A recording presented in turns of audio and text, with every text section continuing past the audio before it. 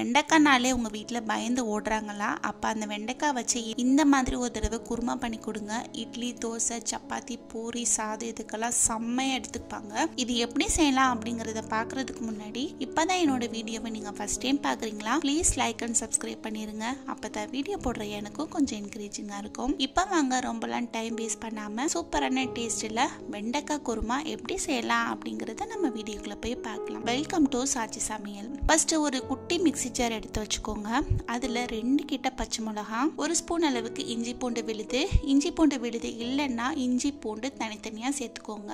அடுத்ததா ஒரு 2 கிட்ட மீடியம் சைஸ் அளவு வெங்காயத்தை சும்மா ரஃபாக கட் பண்ணி வச்சிருக்கேன், அதையும் இதில் போட்டுக்கலாம். அடுத்ததா 4 கிராம்பு, ஒரு சின்ன சைஸ் அளவு பட்டை, இது எல்லாத்தையும் போட்டு பேஸ்ட் மாதிரி அரைக்காம 1-2 இருக்கிற மாதிரி அரைச்சி எடுத்துக்கோங்க. அடுத்ததா ஒரு கடாயில் ஒரு 2 ஸ்பூன் அளவுக்கு எண்ணெய் சேர்த்துக்கலாம். எண்ணெய் நல்லா காஞ்சதும் நான் இன்னைக்கு ஒரு 1/4 கிலோ அளவு கிட்ட வெண்டைக்காய் எடுத்து இந்த மாதிரி குட்டி குட்டியா கட் பண்ணி வச்சிருக்கேன். அதை இதுல போட்டு நல்லா வதக்கி விட்டுக்கலாம். ஒரு 2 நிமிஷத்துக்கிட்ட வதக்கிட்டு இதை மூடி வச்சிருங்க. இதில் உள்ள பிசுபிசுப்பு தன்மையெல்லாம் போயிட்டு வெண்டைக்காய் நல்லா வதங்கி வெந்தும் வரட்டும். இப்போ ஒரு 5 நிமிஷத்துக்கிட்டயே ஆயிடுச்சு. ஓபன் பண்ணி பார்க்கலாம். பாருங்க, வெண்டைக்காய் சூப்பரா நல்லா வதங்கிருச்சு. அதே நேரத்துல அந்த பிசுபிசுப்பு தன்மையெல்லாம் போயிடுச்சு. இந்த அளவுக்கு நல்லா வதக்கிட்டு ஒரு தட்டலை எடுத்து வச்சுக்கோங்க.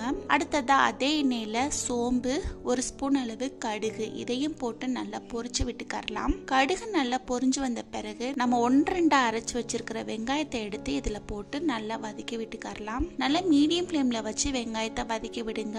அதோட பச்சை வாசனை எல்லாம் நல்லா போகணும். ஒரு 2-3 நிமிஷத்துக்கிட்ட ஆயிடுச்சு. அதுல இருந்து எண்ணெய் கூட நல்லா பிரிஞ்சு வந்துருச்சு. இந்த அளவுக்கு நல்லா வதக்கி விட்ட பிறகு இதுல ஒரு 2 கிட்ட மீடியம் சைஸ் அளவு தக்காளி பழமா எடுத்து வச்சிருக்கேன், அதை இதுல சேர்த்துக்கலாம். அடுத்ததா ஒரு கொத்து அளவு கிட்ட கருவேப்பிலை, ஒரு 1 ஸ்பூன் அளவு கிட்ட உப்பு, இதையும் போட்டு அந்த வெங்காயம் கூட நல்லா மிக்ஸ் பண்ணி விட்டுட்டு மூடி வச்சிருங்க. தக்காளி நல்லா சாஃப்டா வதங்கி வரணும், அப்பதான் டேஸ்ட் சூப்பரா இருக்கும். இப்போ ஒரு 5-6 நிமிஷத்துக்கிட்டே ஆயிடுச்சு.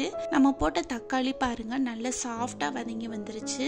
இந்த அளவுக்கு இது நல்லா வதங்கி வந்த பிறகு இதுக்கு தேவையான மசாலா சேர்த்துக்கலாம். 1 ஸ்பூன் மிளகாய் தூள், 1 ஸ்பூன் மல்லித்தூள், 1/2 ஸ்பூன் மஞ்சள் தூள், 1 ஸ்பூன் கரம் மசாலா. அடுத்ததா முக்கியமா பாத்தீங்கன்னா ஒரு 1/2 கிளாஸ் அளவுக்கு லைட்டா புளிச்ச தயிர் எடுத்து வச்சிருக்கேன், அதை இதுல போட்டு எல்லாத்தையும் சேர்த்து நல்லா கிரேவி பதத்துக்கு கிளறி விட்டுக்கறணும். இப்ப பாருங்க, சூப்பரா இது நல்லா கலர்ஃபுல்லா மிக்ஸ் ஆகி வந்துருச்சு. நம்ம போட்ட மசாலாவோட பச்சை வாசனை எல்லாம் போயிட்டு நல்லா வதங்கி இதுல இருந்து எண்ணெய்லாம் நல்லா பிரிஞ்சு வந்த பிறகு இதுல நம்ம வதக்கி வச்சிருக்கிற வெண்டைக்காய் எடுத்து இதுல சேர்த்துக்கலாம். இப்ப கிரேவி கூட வெண்டைக்காயும் நல்லா மிக்ஸ் ஆகி வந்த பிறகு ஒரு 1 கிளாஸ் அளவுக்கு தண்ணி எடுத்து இதுல ஊத்தி நல்லா மிக்ஸ் பண்ணி விட்டுக்கோங்க. ரொம்ப தண்ணி ஊத்திராதீங்க, குழம்பு மாதிரி போயிடும். இது குருமா அப்படின்றனால ஒரு 1 to 1.5 கிளாஸ் அளவுக்கு ஊத்திக்கோங்க, போதுமான அளவுல இருக்கும். இப்ப பாருங்க, இது எல்லாத்தையும் சேர்த்து நல்லா மிக்ஸ் பண்ணி விட்டுட்டு மூடி வச்சிடலாம். வெண்டைக்காய் அந்த குருமால நல்லா செட் ஆகி வதங்கி வரட்டும். மூடி வச்சு கரெக்டா ஒரு 8 to 9 நிமிஷம் விட்டுருங்க. அதுல இருந்து எண்ணெயும் நல்லா பிரிஞ்சு வரட்டும்.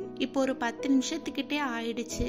ஓபன் பண்ணி பாருங்க, சூப்பரான டேஸ்ட்ல வெண்டைக்காய் குருமா ரெடி ஆயிருச்சு. கடைசியா கொஞ்சமா கொத்தமல்லி இலை தூவி அதையும் சேர்த்து நல்லா மிக்ஸ் பண்ணி விட்டுட்டு அதுல இருந்து எண்ணெய் நல்லா பிரிஞ்சு வந்த பிறகு நம்ம இறக்கிடலாம். அருமையான டேஸ்ட்ல இருக்கும். கண்டிப்பா நீங்க ட்ரை பண்ணி பாருங்க. வெண்டைக்காய் பிடிக்காதவங்க கூட கண்டிப்பா எடுத்துக்குவாங்க இந்த மாதிரி வச்சு கொடுத்தீங்கன்னா. இது முக்கியமா பாத்தீங்கன்னா சப்பாத்தி, பூரி, சாதம் இதுக்கெல்லாம் செம்மையா இருக்கும். கண்டிப்பா ட்ரை பண்ணி பார்த்துட்டு எப்படி இருந்தது அப்படிங்கறத கமெண்ட் பாக்ஸ்ல கமெண்ட் பண்ணுங்க. ரொம்ப ரொம்ப டேஸ்டான சூப்பரான இந்த வெண்டைக்காய் குருமா உங்களுக்கு பிடிச்சிருந்ததுன்னா லைக் பண்ணுங்க, ஷேர் பண்ணுங்க, சப்ஸ்கிரைப் பண்ணுங்க. அப்படியே பக்கத்துல இருக்கிற பெல் ஐகானையும் கிளிக் பண்ணுங்க. தேங்க்ஸ் ஃபார் வாட்சிங்.